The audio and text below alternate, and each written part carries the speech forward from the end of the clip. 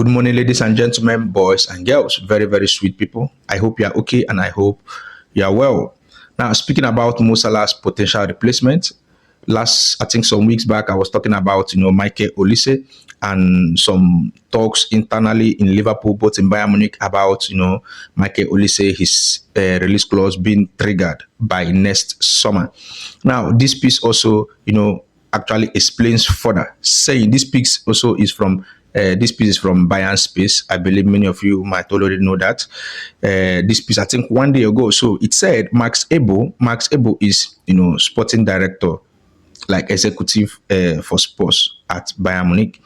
He said Max Ebo managed to push permanent Nicholas Jackson transfer through by assurance Bayern's supervisory board that no fresh fund will be required next summer.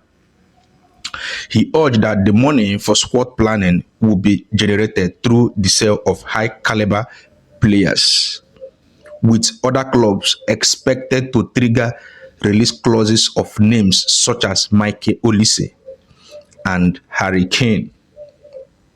The board accepted this reasoning and gave its approval, leaving Jackson to stand as Bayern's second most expensive signing of all time. Inside the club, it is already acknowledged that next summer's budget is tied heavily to this deal. Hopes of meaningful reinforcement are faint, since any flexibility depends entirely on major sales and the rebuild many supporters had been waiting for is already compromised before it can even begin. So when I saw this piece, I just flashed back to what I reported back then about so many internal sources and links leading to, Michael Olise as potential, replacement for Mo Salah. Some of you back then was asking me, why did Liverpool not push for, Michael Olise when he was at Crystal Palace back then? Now, this perfect explanation, I know that particular question is a good question. Now, I explained that back then also because there is no way Liverpool will get Michael Olise back then and also place him on the bench. Mo Salah was still very active. And right now, we know that Mo Salah signed a 2 years contract with Liverpool. And personally, I think that, Mo Salah will most likely, leave Liverpool 2027. So I think Liverpool getting a replacement right now or pushing for a replacement right now, I think it's going to make sense. At least next summer, if Michael Olise joins Liverpool, if Liverpool can actually achieve that. Now, some of you will ask me also, what is the release clause of Michael Olise? That is just 70 million euros. Not even that expensive.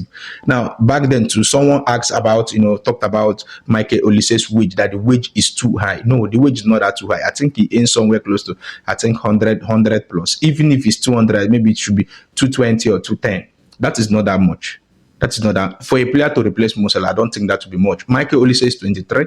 By next summer, he should be 24 years old. So I think he should be a perfect replacement for Mo Salah. If we fail to get this player, then maybe most likely we are going to push for Arsenal's Bukayo Saka. Bukayo Saka is, I wouldn't tell you he's injury prone, but I think we most likely will be, looking towards that direction. But I'm just trying to think out loud here. Anyways, let me know your thoughts in the comment section. Remember, we are Liverpool and that means more. You will never walk alone.